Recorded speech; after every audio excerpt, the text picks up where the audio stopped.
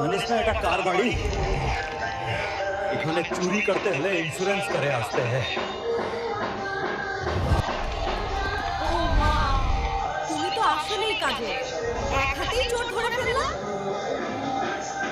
যা ভাগ, আর যদি এইদিকে দেখি তোকে দিয়ে ফুটবল খেলবো।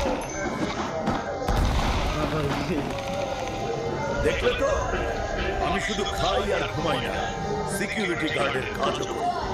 এখন তো একটা থ্যাঙ্কস দাও। নাও পানি খাও। যাক, চোর তাড়ানোর জন্য হলেও তোমার বডিটা কাজে লাগলো।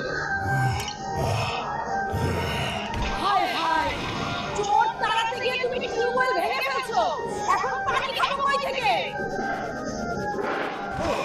ও শিট, ল্যান্ডিংটা একটু বেশি হার্ড হয়ে গিয়েছিল।